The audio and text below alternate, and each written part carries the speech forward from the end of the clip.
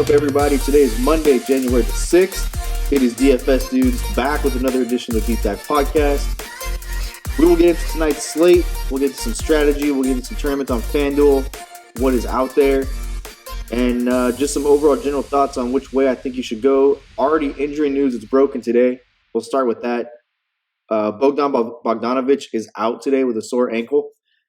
Giannis says he's going to play. Bogdanovic apparently sprained the ankle. I think this is kind of a combination of things for Bogdanovic. I mean, this guy's been, when he's been able to play, it's been, really a lot of fantasy goodness, especially where his price is at and the usage rate he has, coming off the bench. There's a couple of kind of benefits to him not being on the floor and minutes to be made up. You would think that would kind of default to De'Aaron Fox, but it kind of hasn't. It kind of really hasn't gone to De'Aaron Fox. De'Aaron Fox also coming off some injuries, so and kind of struggling to be healthy himself. So really the biggest beneficiary, in my opinion, has been Harrison Barnes.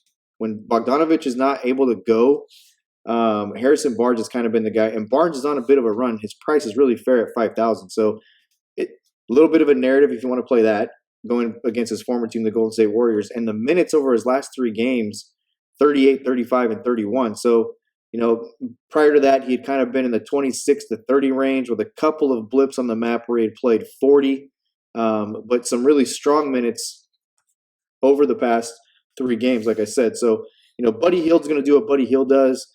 Fox, they're going to continue to be somewhat cautious with him. You look at his minutes; they're in the low 30s, and even when they brought him back from his long stint with an injury, he played 29, 24, 29, 35. Then he missed. He played a minute and missed the Minnesota and Phoenix game. Basically, came back to play 32, 31, 29, and 33. It doesn't look like Fox is going to play more than 30, 32, 33 minutes. But he's shown all the ability to get you 60. He's had a 50-point outing and a 65.3 outing playing right at the 30-minute mark. So ton of upside with him, but it's not like he's going to benefit a ton without Bogdanovic. Buddy Hield's going to do what Buddy Hield does. I think Harrison Barnes is kind of a nice beneficiary to this. And while we're on Sacramento, I will say a guy that floats way under the radar, is Trevor Ariza. And if you just look at his game logs, you see, okay, his minutes are kind of all over the place. He's not really the Trevor Ariza of the past, but at 3,800, in my opinion, Trevor Ariza in a game like this against Golden State, where Trevor Ariza has made his money, his real money, not his fantasy money. He's made his real money as far as contracts go on the intangibles, the assists, the rebounds, the blocks, the steals. And Ariza, he's never been a prolific scorer, but at 3,800, Ariza's a guy I really like in tournaments tonight to maybe pick up a couple of extra minutes. And it's a guy at 3,800 that flies way under the radar and has all of the ability to get you a 10x. He can literally get you 10x. So Ariza's a guy I like a lot. It's not a guy that I would tell you to go lock into 100% of your lineups if you're max entering something. But if you're building three lineups in a 3-entry max or something like that, I'd put Ariza in one of them. I will tonight. I guarantee you. But it's a guy I like a lot. So that's kind of, Bogdanovic in the Sacramento situation. Markkanen is now listed as questionable. I don't know what, the Bulls are playing games here. First he's listed as doubtful.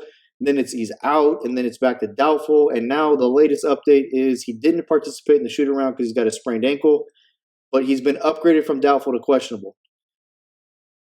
This is absolutely the worst part of daily fantasy.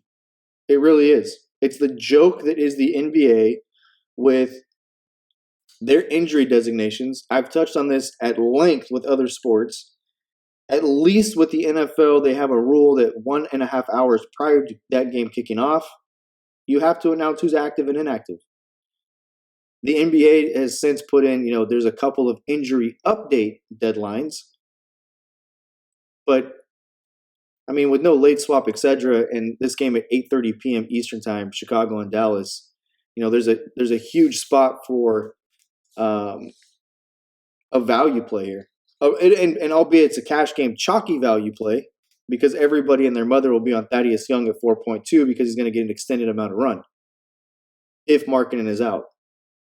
But we may not know until well after lock. So, this could end up being a leverage situation where you take a chance and either play Markkanen or play Thaddeus Young, banking that Markkanen is going to be in or Markkanen is going to be out. So, that's kind of what's wrong with daily fantasy, to be honest with you. I mean, that's kind of what's wrong with it. Porzingis remains out. Kyrie Irving remains out. Game time decisions, Bradley Beal, Drew Holiday, Zach LaVine, Kemba Walker remains out. D'Angelo Russell remains out. Collins is probable. Jamal Murray is in such a crush spot. This is a really good spot for him against Atlanta. He's probable. It's a finger injury. Fully expect him to play.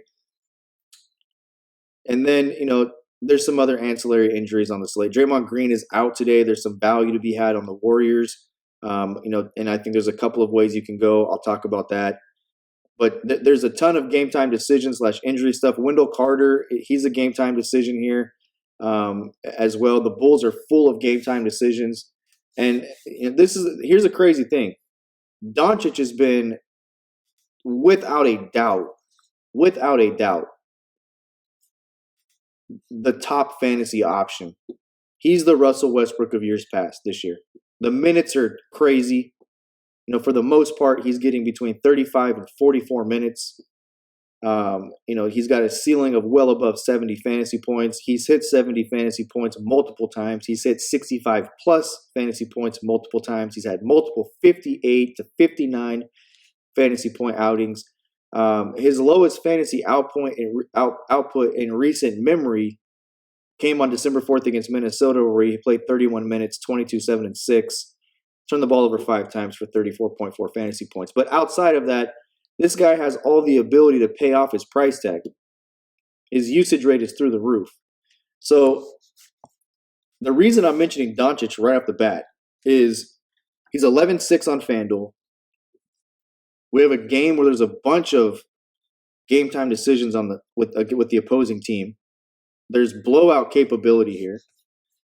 And you're talking about, do I play Doncic? Do I not play Doncic? One of the little things I like is on FanDuel and DraftKings, they have whatever they want to call it, but their DVP rankings.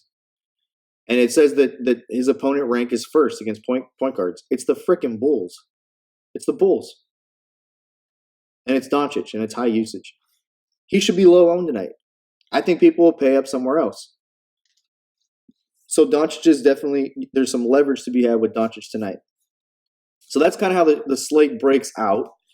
As far as spreads go, again, if you don't know where to find these on the site, just go to dfscheatsheet.com, obviously, and click on the NBA dropdown. You can go to the starting lineups page, you can go to the game preview page. All the spreads, all the over and unders, and game totals are on the game preview page for NBA, and then starting lineups page is all the statistics for the last 5 games and what these players have averaged. Are they paying off their price tag? Are they not? You can do that right there from that tool. Over and unders. The highest over and under of the night is Milwaukee at San Antonio. Milwaukee's -7, 229.5. Boston at Washington. Marcus Smart. Going to be a pretty chalky play tonight. 226.5. Boston's -9. Washington can't defend anybody, but there's a ton of points scored for Washington and whoever's playing against Washington. Utah at New Orleans. I think Joe Ingles in a really good spot here, as well as Donovan Mitchell. You take a look at Utah's -3. It's 221.5. There are a couple of things to pay attention to. The first being Drew Holiday. He's a game time decision as of now. That game does play after the slate locks. He's dealing with a bruised left elbow. We'll see where that goes. But he did play 34 minutes in the game. He did bruise his elbow in. So, I would say he's probably more towards probable than he is doubtful. But this is the NBA, so we'll have to wait and see. But even as a whole, I wouldn't. Drew Holiday is probably not the guy that I'm going to look to. His ceiling is probably 50 on 8,000, but routinely in the 35. And that's a 4x return on your investment there. So I think there's other spots in this game. You look obviously without Mike Conley. Donovan Mitchell sees a huge increase in usage. Mitchell at 8,100. Jordan Clarkson at 4.2 is a really good value play on the slate. He's shooting over 50% from the field right now and is over this current kind of hot streak he's on. He hasn't put up a monster game for Utah yet, and I think that keeps ownership down, but the minutes are pretty steady at 25. So, against an up-tempo game, it's a high over-under, 221.5. It's a close spread at 3. Denver is at Atlanta, and I really like two players in this spot for Denver. I like Jokic a lot. I think Jokic has a really good price tag here. And I like Jamal Murray. Jokic at 8,800. And I've said this before. Jokic is not the Jokic of years past. Not yet. He's kind of hovering in this 30 fantasy point is what his kind of outputs have been. But he's filling up the stat sheet in all of the categories. He's just not having the monster game. And a lot of this, if you watch Denver play, has to do with Jamal Murray. In years past, Jokic was the focal point of this offense, and he was the facilitator, really. I mean, Jokic would bring the ball up. We're able to see the big man pass and do all of the things that somebody that is his size shouldn't be able to do. You were seeing Jokic do it. But Jamal Murray is the guy who's really seen the uptick in usage.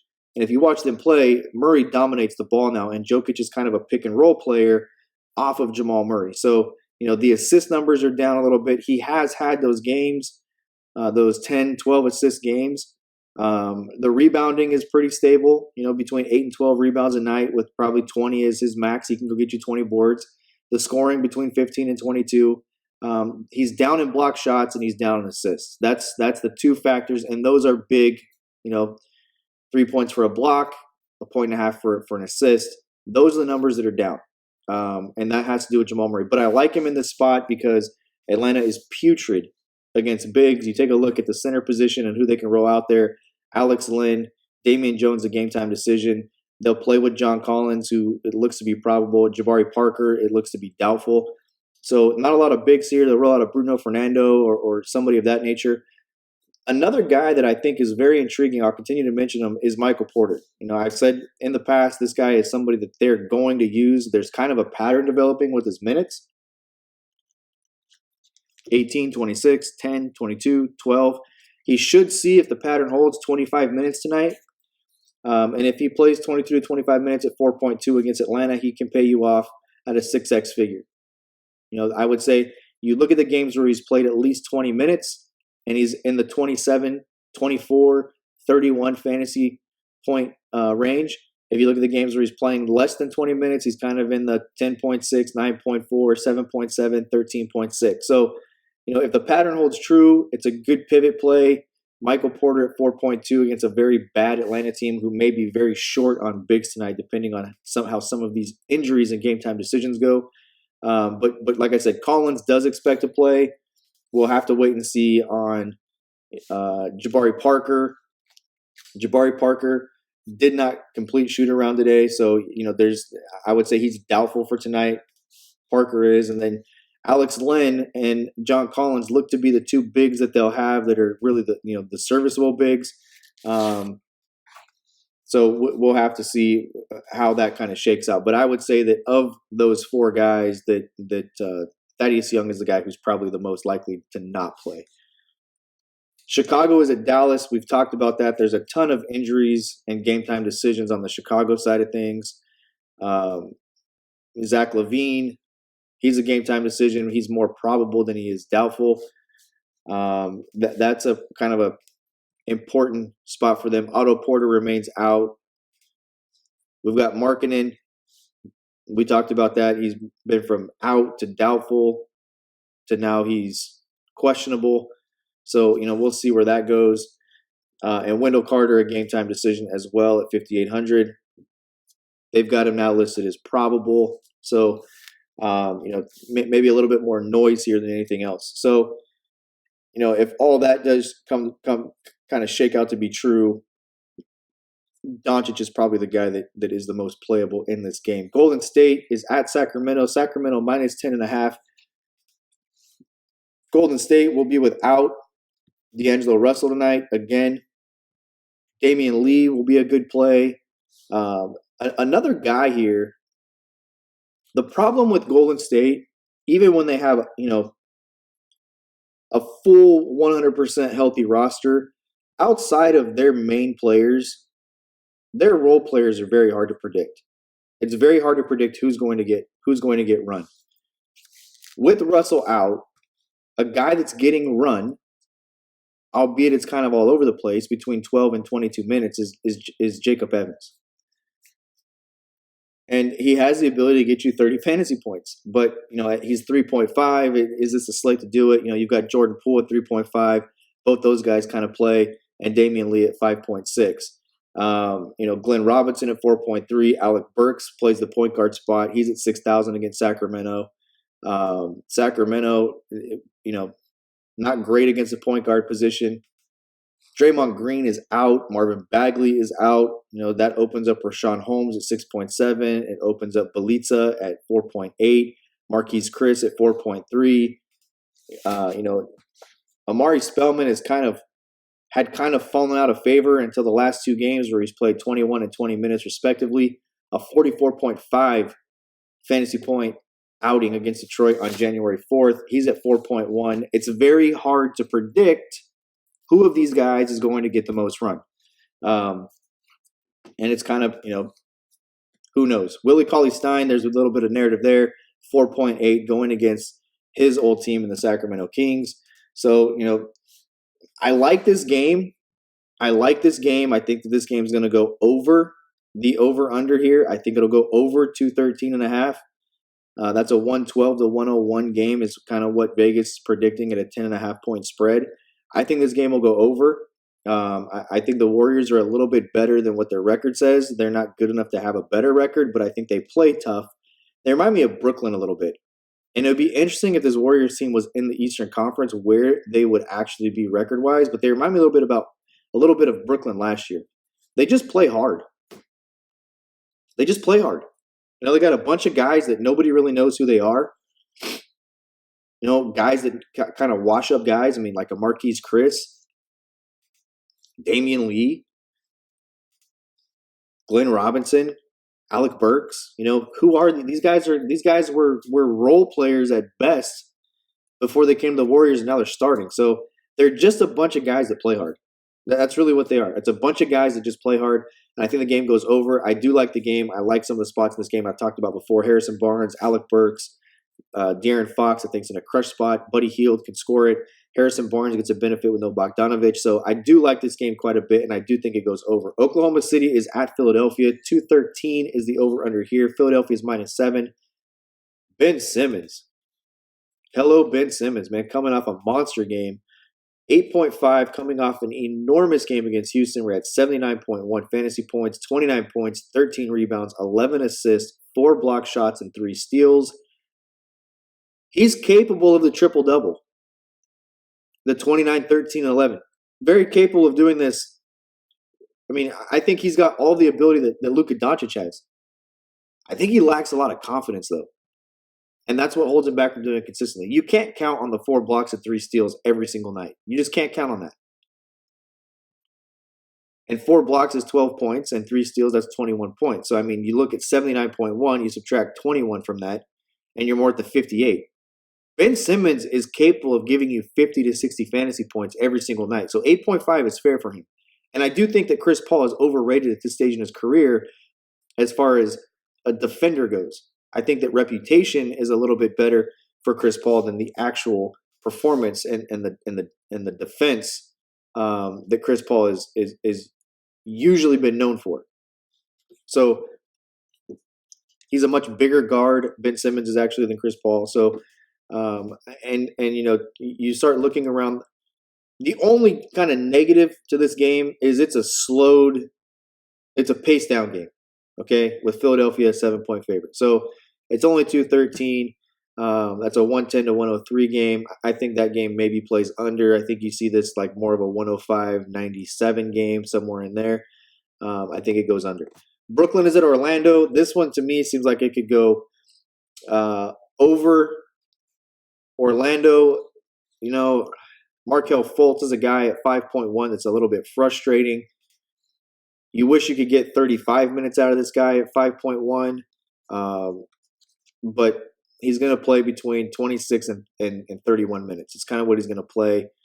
He is filling up the stat sheet in multiple categories. It's just not enough to and his price is reflected by that. It's just not enough for him to be a guy that I think can give you a 6 to 7x and help you win a tournament tonight. Orlando also, Vucevic is the guy for them. I mean, he's the production guy. Vucevic coming off a really nice game, 22 points, 13 rebounds, 2 assists and 2 blocks in 33 minutes against Utah on January 4th. Back-to-back 40-plus point fantasy outings. And if you look at this stretch that he's been on, it's kind of like the stretch he was on last year when I was really on him. 62.9 against Portland, 37.4 against Chicago, 40.9 against Philadelphia, 50.6 against Milwaukee, 41 against Atlanta, 39 against Washington, 44 against Miami, 45.6 against Utah. So, take a look at who he's played against. Utah, that's Rudy Gobert. Miami, that's Bam. And then Atlanta and Milwaukee, Atlanta's got Alex Len and company. Milwaukee's got Brook Lopez, who's never defended anybody, probably the worst rebounding center in the history of the NBA. But against Philadelphia and Joel Embiid, he puts up a respectable 40 fantasy points. Against Portland, Hassan Whiteside, 62.9. Portland's giving up ass to every center they play. But my point is, Vucevic is really the guy here, right? And, Aaron Gordon at 5.7. I really wish they'd trade Aaron Gordon, because this guy's got so much ability. He's just not going to get – you're not going to get what you need if you're Aaron Gordon out of what's going on in Orlando. Jonathan Isaac is out. You would think that would be a boost to Aaron Gordon. It has not as of yet. But Vucevic is really the guy there. The last game we'll talk about here, Indiana at Charlotte, 208.5. I think there's some spots here, okay? I think there's some spots here. First of all, Charlotte is atrocious against centers, and so is Indiana. Both of these teams are absolutely terrible against centers. Neither one of them can rebound very well. You look at Miles Turner at 5.9. You look at Bismack Biyombo at 4.7. Cody Zeller at 4,500. Zeller, I don't know what to say about Cody Zeller. He starts, he's decent. He just gets lost in their rotation and the way that they're trying to play. You look, whenever he gets more than 25 minutes, he produces close to 40 fantasy points. The problem is he's playing between 17 and 22 minutes. And it's really hard to he's playing. If you knew he was going to get 25 to 31 minutes at 4.5, he'd be a lock. But he's just too much on the fringe here. You need the upside. You need things to go your way. And when it's minutes that you're depending on, you can't control the rotation and you can't control the coach. If he was getting the minutes and you knew that was the floor of, 27 minutes was his floor, and he was 4.5, and he had this string of, 27 to 38 fantasy points that he's put up, lock him in. He's just not there. He's not there. And I don't think that you can play Cody Zeller because of that. 4.7 for Biyombo. Again, we're looking at another guy here that is just all over the place with minutes. Give him 26 minutes, he'll give you 30-plus fantasy points. Give him less, and he'll give you less. So I think Turner's interesting, but to me, I think you have to kind of look at where this funnels. With Brogdon out, the first guy, and I talked about him last week, is TJ McConnell. McConnell is questionable, however. He injured his ankle against Atlanta, only played 16 minutes. And when you kind of look to see who got the boost from that, it wasn't a point guard. And where does this? So when I say funnel, like where does this kind of funnel? First of all, you take a look at it from this standpoint. If McConnell plays at 4.2, it's an ankle injury. It's a bit risky, so you have to kind of take that into consideration that he could tweak it again, and then it's a burn play. But that's what makes it a tournament play. He can pay off 6x all day long on 4.2 with Brogdon out. Aaron Holiday, and here's the point with Aaron Holiday. Is there a boost without Brogdon out? And just from a minute standpoint, there is not. His minutes have pretty much stayed the same with Brogdon there or with Brogdon out. He's playing 28 to 31 minutes. There's some blips on here where he played 20 and 22 and 12. Okay, fine. But it's not like he's getting a huge minutes boost. The guy who got the minutes boost is McConnell. And you look at McConnell's minutes, and McConnell, without Brogdon, went from playing 14 to 18 minutes to playing between 24 and 27 minutes. That's a tangible increase in minutes with the sample size.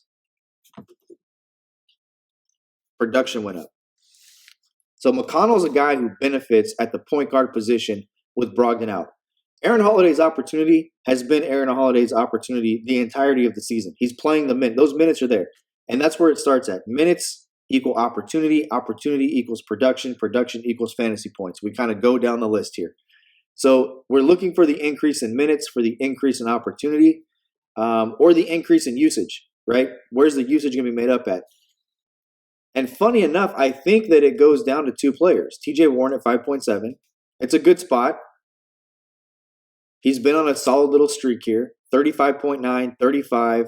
He had a 47.6 outing in 41 minutes against Toronto. You look at the minutes, they've ticked up from the kind of the 26 to 30 to 30 to 37. I think he'll get a little extra run today if McConnell is out. So this is how I would play this. If McConnell plays, I would play Sabonis. I think Sabonis is fine either way, and I think he's the best play in the spot. 9.3 is his price tag. I think that Sabonis is one of the top plays on the slate. He'll be probably in all of my main lineup and all of my other lineups around it. I think this is a crush spot for Sabonis against this team and the Charlotte Hornets that really struggles with rebounding. Sabonis, a really good rebounder. And the best thing about Sabonis is he'll get you 3.2 fantasy points on a rebound. He'll get you the rebound on the putback. You take a look at him over the last 10, 12 games, multiple times he's gone over 45. He's got a couple of 50-plus point outings in there and nothing less than 28.4. That was against Miami in a tough matchup against Bam. Outside of that, this guy's been crushing. 9.3, I think, will keep some people away, but I think Sabonis is in an absolute crush spot to get you 50 tonight. My favorite power forward play on the slate. So where am I at across the board right now on player rankings with what's going on? Point guard for me, it kind of shakes out like this. I think Doncic is in an absolute kill spot here. He's my top point guard right now. Trae Young, I think, is a very contrarian play, but the usage does dictate him.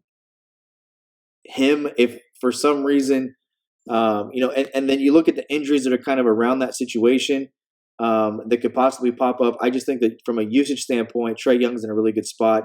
Love De'Aaron Fox at 7.7 against the Warriors. I think that game goes under. The Warriors and Kings game is a game I want to have exposure to for two reasons. One, I think it goes over. Two, I just don't think there's going to be a ton of defense in that game. And three, it's the last game on the slate, which gives you the hammer, right? And I always want two guys from the last game on the slate in my lineups. One guy can help you move up a little bit. Two guys going off, if the rest of your lineup does what it should, can really propel you to a win. So I like De'Aaron Fox a lot. Markelle Fultz is a borderline play for me. It's really hard. I think he can pay off 5x today. I think he can pay off 5x. Some interesting news that's just popped off as we get in these rankings. Jrue Holiday has, in fact, been ruled out. He has been ruled out. So with Jrue Holiday out, I think that there's a couple of spots that we can look at here. Yes, it's against Utah. It is against Utah. I think Josh Hart is a guy that you can look at 4.2. I think that JJ Redick is a guy you could possibly look at here. But Brandon Ingram has really become a solid play. And I think Brandon Ingram, you'll see over the course of the day now, will start to become a little bit chalky without Jrue Holiday. So Jrue Holiday been ruled out. So point guard Doncic, Trae Young, Ben Simmons, De'Aaron Fox, Markelle Fultz, Jamal Murray kind of round out where I'm at. The interesting thing will be, look, this is not looking like it's going to happen. It's not looking like it's going to happen. The first part of this equation, it's not looking like Zach LaVine and company are going to be ruled out. Marketing is the one this hinges on. Hopefully we can find out before lock. But if these Bulls guys get ruled out, mainly LaVine, who's probable at the moment, like that means anything because Markkanen was doubtful earlier and now he's questionable. So, you've got to watch the news here. Satoransky at 5.4 would be very intriguing tournament play as your point guard too. Very intriguing tournament play. Very, very, very, very, very intriguing tournament play. Shooting guard position, my number one guy at shooting guard right now is Marcus Smart, 4.9. This is an absolute abomination for what he's the spot he's in tonight. For his price to be 4.9, I think he'll be chalk, chalk, chalk. Donovan Mitchell at 8.1 with no Jrue Holiday. Brandon Ingram can score. They got Derek Favors. They got Redick. They got Josh Hart. They got Lonzo Ball. They got guys who can play fast, who can score points. Mitchell should get everything he needs out of this game. So I like him. I like Buddy Hield. I do like Zach LaVine in this spot at 7.9. I think it's a very contrarian play. Again, Marcus Smart, number one. And then, we'll have to see how some other stuff shakes out here over the course of the day because it could impact usage with some of these other guys. Damian Lee, not in a bad spot either. Jordan McRae, if Bradley Beal is ruled out, obviously Jordan McRae would become a pretty popular play where you could really pay down at the shooting guard spot and go with the combination of like Jordan McRae and Marcus Smart. I think we had that exact combination in our cash game lineup on Saturday, or maybe it was Friday. Small forward, Jaylen Brown with the price decrease. I like him a lot here. I like him and Gordon Hayward. Really like Joe Ingles. Joe Ingles has always benefited without a true point guard on the floor. He's kind of been the de facto point guard there. I like him. Giannis at 11.4. I'm not sure I want to pay up for Giannis here. I'm just not sure that's the guy I want to pay up for tonight. I think that tonight's a night where I like a little bit more balance in my lineup, maybe not paying up for anybody. If I could get Doncic, we'll have to see where the value kind of opens up. If I could get Doncic, Sabonis, and Ingram in my lineup and pay down in other spots, I'd be thrilled. The power forward spot, really like Richaun Holmes and Bjelica. Daniel Tice is intriguing. Aldridge is intriguing. But Sabonis is my number one guy. Like I said earlier, Sabonis is a guy that I really, really, really like in this spot. An off-the-radar type guy, I'll give you two. Thaddeus Young will be default chalk if Markkanen is ruled out. He'll be default chalk. Just roll him out there. You don't have to be different with that play because it'll be a default chalk spot, and it's a good spot for Thaddeus Young. But if Thaddeus Young is not in that default chalk spot because Markkanen is going to play, then I think there's a couple of guys you can look to in tournaments. Okay, with Draymond Green out, I think Eric Pascal at 3.5. We've seen him get you monster numbers this year. I think Harry Giles is very intriguing. You've seen Harry Giles get back in the mix here. Harry Giles is a guy that I loved last year for Sacramento. The minutes, he's not playing a huge amount of minutes since he's come back. He played 16 against Denver for 25 fantasy points, 16 against the Clippers, 12 against Memphis, and 13 against New Orleans. It's not a lot of minutes.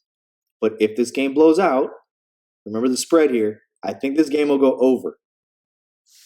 But the current spread is 10.5. If this game is 15 points in the fourth quarter with 7 minutes left, Harry Giles is going to get 7 minutes of extra run. And this guy can crush value. He can crush value. This guy can get you 25 fantasy points in a heartbeat. He can block shots. He can get rebounds. He can score. He's athletic. Harry Giles is a very, very good player who kind of is he's in a space there in Sacramento where they've got too many guys. Too many guys. They've got too many bodies and too many bigs. So it's a guy I like a ton, but it's a tournament play. It's a tournament play, and it's one of those things that you're banking on the game blowing out. You're banking on the game going over. You're banking on Sacramento really putting it to the Warriors and blowing them out by more than 15. And that last kind of 7 minutes, 6.5 minutes, where you've got a Harry Giles on the floor. I think that it's possible. It's worth a couple of lineups. It's a good spot.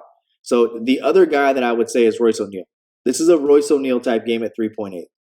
So Royce O'Neal at 3.8, it's a guy that we've played at small forward. He's listed at power forward. We've played him when a Joe Ingles has been out, or we've played him when a Donovan Mitchell's been out, or last year when they had all 3 point guards out, when they had no Rubio and no Exum and no Burks and whatever, right? We've played Royce O'Neal in those spots. Royce O'Neal's a starter now. He just is a very low usage starter, but in this type of game where there's going to be a lot of shots, a lot of long rebounds, it's an up-paced game, it's a close spread. Royce O'Neal can get you steal. He's a poor man's Trevor Ariza when Trevor Ariza was playing at his height. And again, Ariza's a guy I think is sneaky too in this type of a setting where you got a Golden State team who can turn the ball over quite a bit with some guys on the floor that really, if you think about this, are a bunch of cast-off role players who are now starting. They've all got the same flaws. Burks turns it over. Chris can get in foul trouble. Omari Spellman, he played in Atlanta last year. A lot of people use him when, he was going to get a start. But these guys are still cast-off role players, right? They turn the ball over. They get in foul trouble, et cetera, et cetera, et cetera. It's a Trevor Ariza type game. I'm just going to say that right now. The center position, I wish there was some more value out there, right? I mean, Cantor against Washington, this is a crush spot for him. Alex Len, if Jabari Parker is ruled out, if Damian Jones is ruled out, I think Alex Len can crush 4.8 in this spot. The sneakiest play on the entire slate, in my opinion, is the most selfish player on the entire slate. And it's Mason Plumlee at 3.8 against Atlanta. If this game, Denver's really good defensively. They've been really good defensively for the last 2.5 seasons. If they smother Atlanta and get out on Atlanta, you can see some extra run here by Plumlee as well at 3.8. And I just think that he's a sneaky play. And when you look at Mason Plumlee and you look at what he does in regular, just run-of-the-mill spots, he still puts up a bunch of fantasy points. In 3 of his last 5 games, he hasn't played more than 21 minutes, and he's put up 23.2, 25.9, and 27.4. Against Indiana, terrible team against bigs. Against Sacramento, and against Memphis. Atlanta fits in the category of Indiana, Sacramento, and Memphis. So, it's a sneaky spot here. It's a real sneaky spot for Mason Plumlee. It's where I'm at on the slate. I think you can get a really good balanced lineup today. I'm going to center a lot of my builds around Sabonis. I don't know if I could like Sabonis much more, but if McConnell is ruled out, I guess that would take me to the next level of whatever that is of how much I could like Sabonis. I'll be back tomorrow. Good luck tonight on all your contests. Until then, be cool, keep it cashing. Peace out.